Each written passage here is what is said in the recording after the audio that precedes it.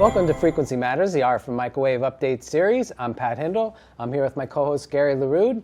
As you can see, it's our annual holiday edition, and Gary and I elf ourselves, and we're sporting our elf hats with the Smith Chart logo, as usual.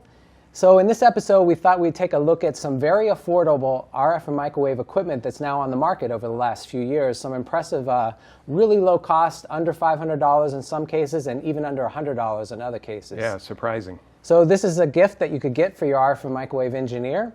So we've developed a full article online with a list of all these, including VNAs, signal analyzers, signal generators, and oscilloscopes.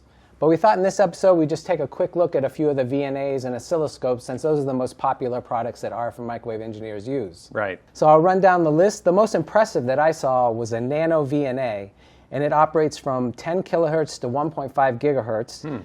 It has a dynamic range of 70 dB at the low end and 60 dB in the middle range, and from 900 megahertz to 1.5 gigahertz, it's 40 dB of dynamic range. But the impressive thing is this is only $60 or $70 on Amazon. Oh my gosh. So that's very impressive. The next is the Mini Vna Tiny, which is a PC-based VNA. It has many features and is well suited for antennas and RF circuits for hams and commercial users. And it operates from 1 megahertz to 3 gigahertz.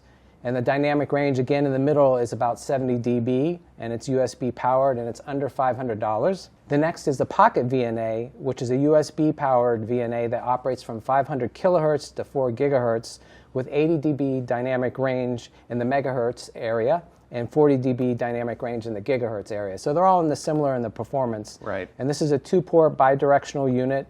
It has software available from various platforms and API access for hardware third-party software. And it's less than $500 too. And finally, this is a little bit higher in the price range, but I wanted to mention it, is Mini Circuits has teamed up with VIAR Imaging to offer a do-it-yourself VNA kit, mostly aimed at students, so it has plenty of software where students can develop their own algorithms, and you actually assemble this yourself. It uses the 6 gigahertz VIAR Imaging chip, and then it has a bunch of couplers and dividers and things that you put together, and it comes with all the tools to assemble the kit. And it's under $3,000, but it does offer a $500 discount for some of the eligible institutions. Wow. So they're great for students, hobbyists, and RF engineers who just want to play around with things at home.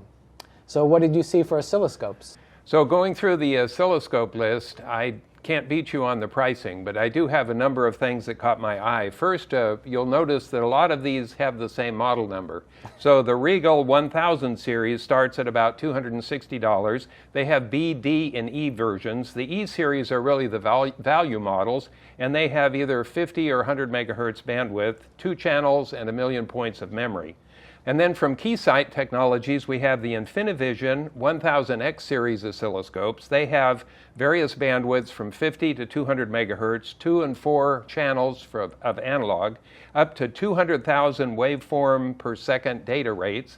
And use cases for this is teaching labs. So they're targeting schools, and so they have a kit that includes the free Educator's Resource Kit. And this is $480 and up.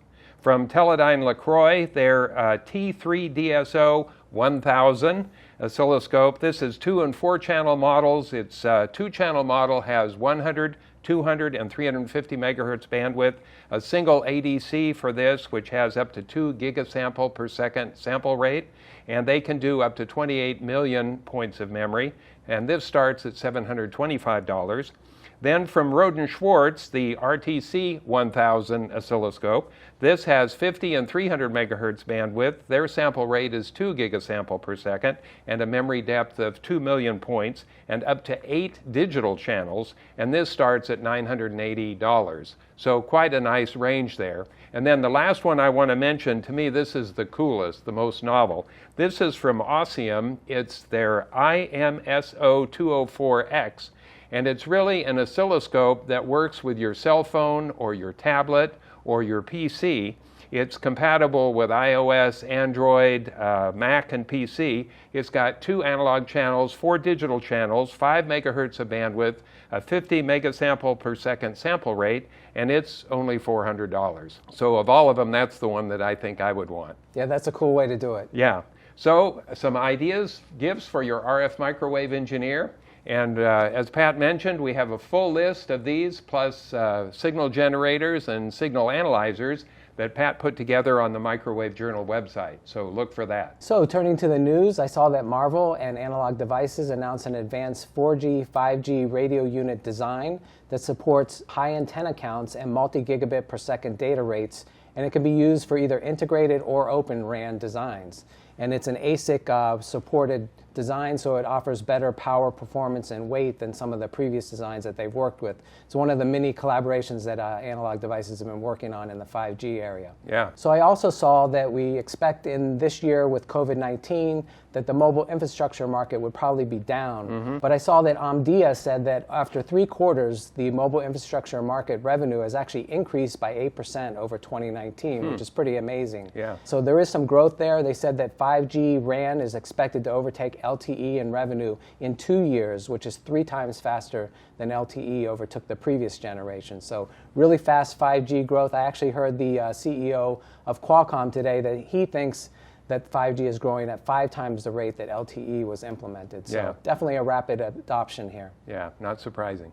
What did you see in the news? Well, the FCC's Rural Digital Opportunity Fund reverse auction is done. A reverse auction meaning the winners were the ones that said they would provide the most coverage for the least amount of money. And overall, the FCC has awarded $9.2 billion, which will be paid out over 10 years. That will bring broadband to 49 states and the Northern Mariana Islands. Do you know where those I are? have no idea. And the winner really is Charter Communications. They're the number 3 cable operator in the U.S. They will get $1.2 billion, again over 10 years, to cover more than 1 million locations in 24 states. And then maybe surprising, or at least the most interesting, is SpaceX for their satellite constellation, got almost $900 million. They'll cover roughly 643,000 locations in 35 states. So now the FCC is off to their 3.5 gigahertz auction. Great. 5G everywhere. Right.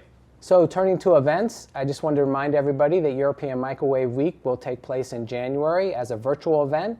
It was going to take place in the Netherlands, but it will follow the same time scale as before, so it'll be January 10th through the 15th with the same conference schedule based on the Netherlands time zone. So we have to get up early. Yes, we do here in the U.S.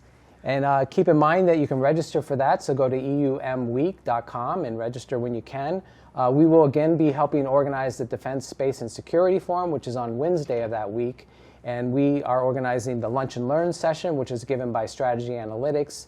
And there'll be a talk by Rodian Schwartz and Corvo, all around space situational awareness as a general topic.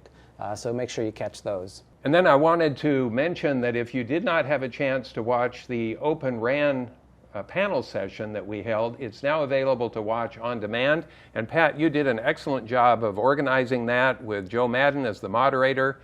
And then we had various companies really across the ecosystem. So Viavi, we had Qualcomm, we had Analog Devices, we had Xilinx as well as Keysight. So from test and measurement to the software development, it was really a wide-ranging but very interesting discussion.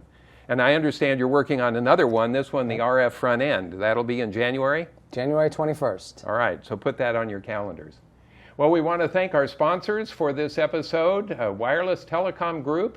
They are the parent of Boonton Electronics, Holsworth, Noisecom, CommAgility, and Microlab. So everything from RF microwave components to test and measurement equipment. And then RFMW is the other sponsor. They are a pure play technical distributor solely focused on the RF and microwave industry. And we want to thank you for watching. That wraps up this series for 2020. It's been some year none of us could have anticipated. We hope you'll have some time to relax over the holidays and stay safe, and we'll be back to see you next year. Happy holidays and Happy New Year.